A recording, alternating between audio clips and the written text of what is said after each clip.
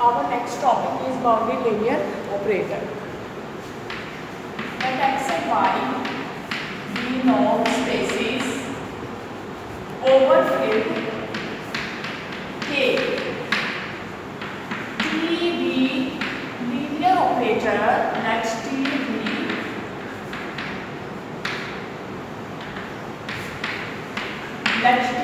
linear operator where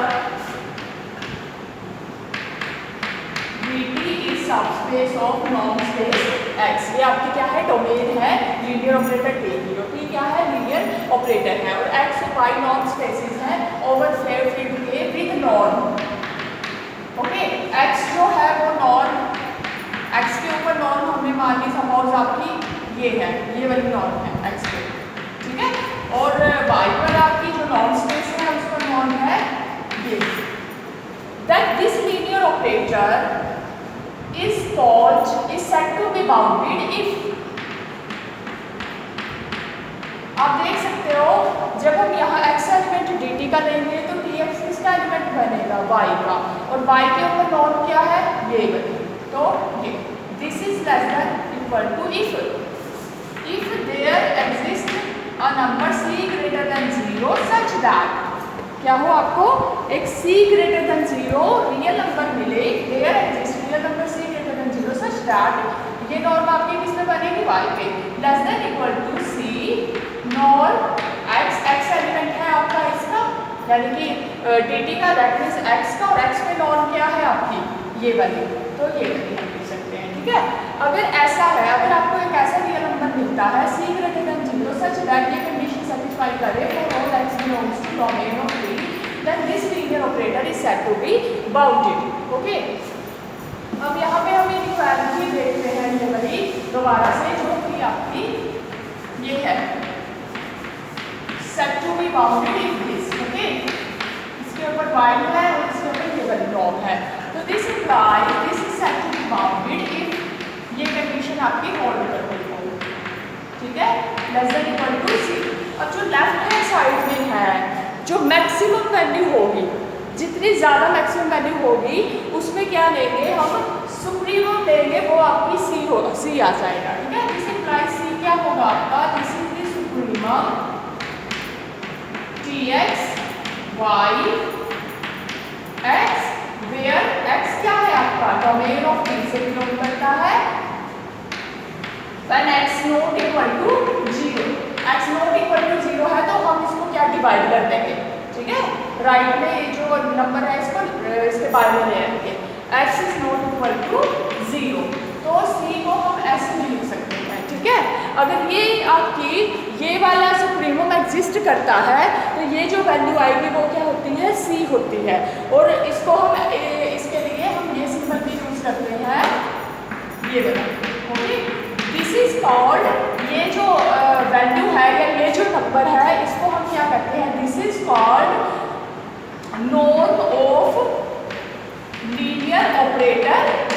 इस number को हम कहते हैं norm of linear operator T, ये वाला जो सिंबल है, और ये कैसे निकलता है, supremum x belongs to dt x not equal to 0 this divide by this. ठीक है, then this linear operator is said to be bounded. अब यहाँ पे जो बाउंडेड सिंबल है, जब नापिक्स में आपका बाउंडेड की बात करते हैं तो कोई फंक्शन आपका बाउंडेड तभी होता है जब उसका क्या हो, रेंज सेट क्या होता है, बाउंडेड होता है. पर यहाँ पे बाउंडेड का मीनिंग कुछ और है, यहाँ पे बाउंडेड का मीनिंग रेंज सेट के बाउंडेड होने से नहीं है. ठीक है, तो इसमें आप कंफ्यूजन मत,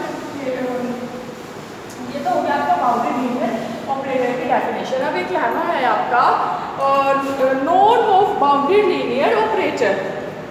इसमें पहले तो लाना में हम ये करेंगे कि अगर आपका T आपका let's T domain of T to y where domain T is subspace of non space X, the bounded linear operator, ये क्या है, बाउंडेड लीनियर ऑपरेटर है, तो आपका फर्स्ट चीज जो होगा norm T is equal to supremum x belongs to dt, norm of x is 1, और हम यहाँ पे लिख सकते हैं T x norm of y. Okay, इसे हम ऐसे भी निकाल सकते हैं। ओके, तो हम यहाँ पे इसका प्रूफ करते हैं, बिल्कुल इजी सा प्रूफ है। लेट हमने लिया a is equal to norm x, ठीक है, क्योंकि ये नॉर्म किसकी है, x पे डिफाइन है, x नॉर्म स्पेस पे, और ये वाली नॉर्म किस पे डिफाइन है, y नॉर्म स्पेस पे, ठीक है।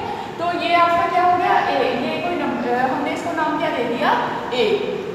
अब हमने सेट किया लेट y जो है आपका वो क्या है, x y में डिफाइन किया, x y में a। नाउ अगर हम अब y की नॉर्म निकालते हैं तो वो क्या आएगी आपकी, y की नॉर्म क्या आएगी, नॉर्म ऑफ x y में a। अब a की जगह हम यही है, a आपका यही है, तो क्या a y में a इज इक्वल टू 1, तो इसकी क्या आ गई वैल्यू 1 आ गई। नाउ नॉर्म ऑफ t जो है वो क्या है, अभी मैंने आपको बताया था कैसे डिफाइन होता है, x belongs to dt, x not equal to 0, norm t x y पर और y में नॉर्म x x x, ठीक है, सेट x। फिर उसके बाद ये जो है आपका a है, a लिया हुआ है ना हमने a।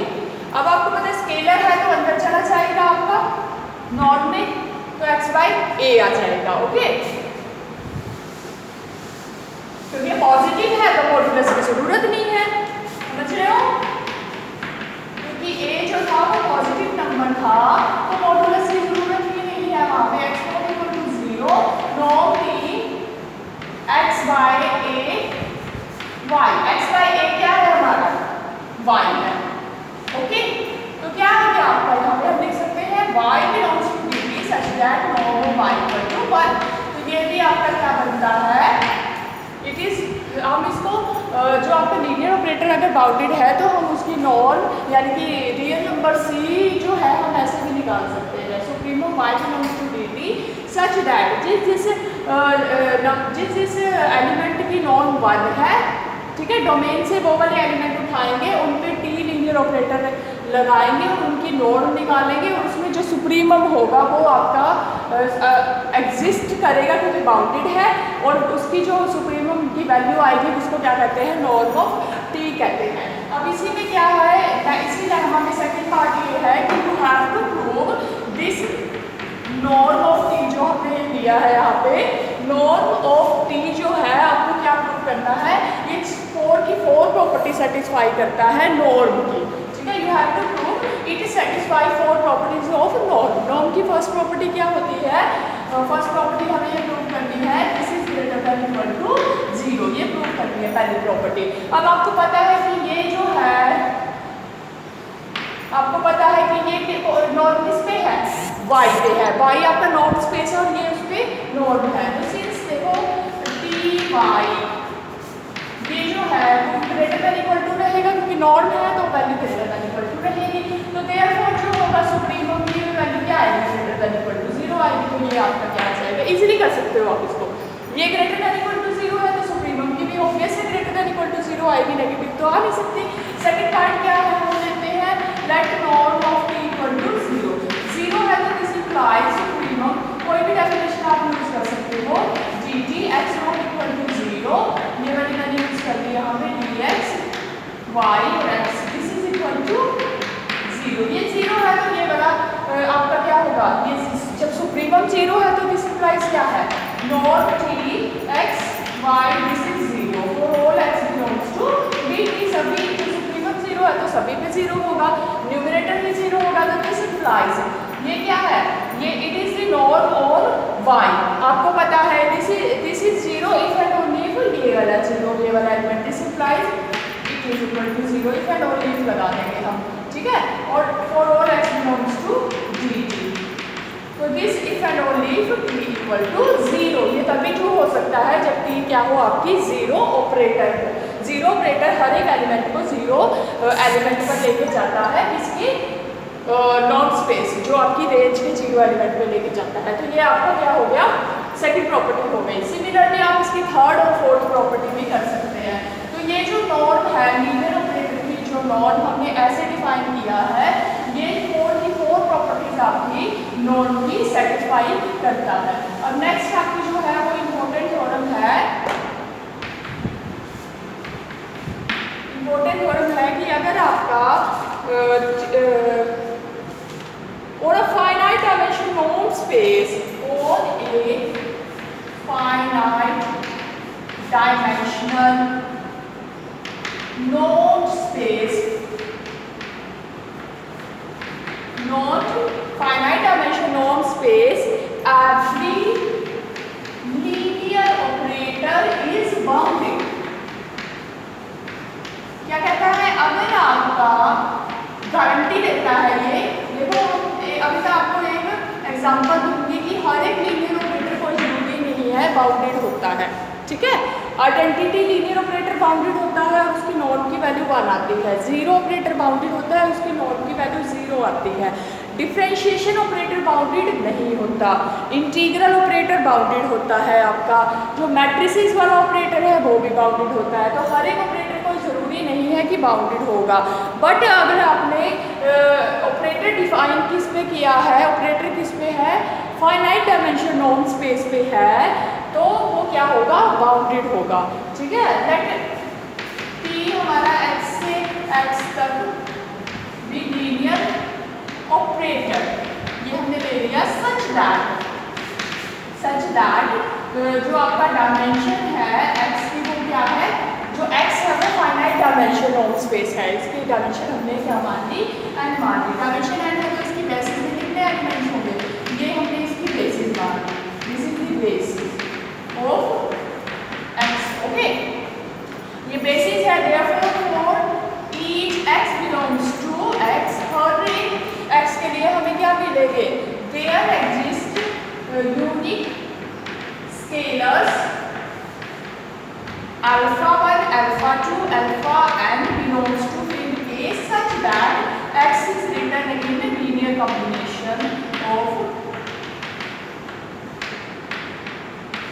Basis, okay.